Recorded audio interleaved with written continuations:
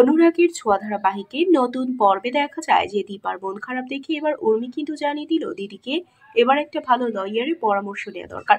সোনা ও রূপাকে ছাড়া দিদি একদম ভালো থাকবে না। দীপা রাজি হয়ে যায় একজন লয়ারের কাছে যেতে। ওদিকে সূর্যকে মন খারাপ করে বসে থাকতে দেখে পাশে এসে মিশকা যখন কথা বলে তখন আগুন হয়ে যায় সূর্য। মিশকা পরিস্থিতি বুঝতে পেরে বলে, দেখ সূর্য, আমিও চাই সোনা রূপা এই বাড়িতে আসুক আর তোর সাথেই থাকুক। সত্যি বলতে আমি চাই দীপাও আসুক। সূর্য বলে, তোর নাটক বন্ধ কর মিশকা।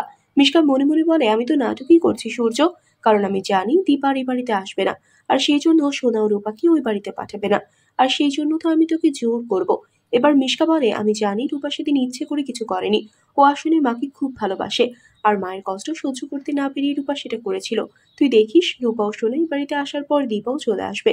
সূর্য এবার বাবার সাথে কথা বলার জন্য বাবাকে বাবা বলে ডাকতে সূর্য থাপ্পড় মেরে বাবাকে জানিয়ে দিল তাকে বাবা বলে যেন না ডাকে সূর্য। কাকা এসে পরিস্থিতি সামলে নিয়েছে। এদিকে মাকে নিয়ে বেরিয়ে পড়েছে দীপা।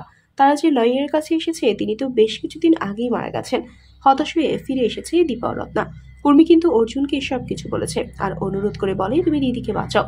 তারপর দেখা যায় অর্জুন পিয়ানোর সামনে বসে গান গাইছে। দীপা গান শুনেই সূর্য বলে ছুটে আসে। সোনা ও রূপাও ছুটে আসে আর এসে দেখে গান সূর্য গাইছে না, গান গাইছে অর্জুন। তাহলে কি অর্জুন বুঝতে পারবে দীপা সূর্যকে কতটা ভালোবাসে?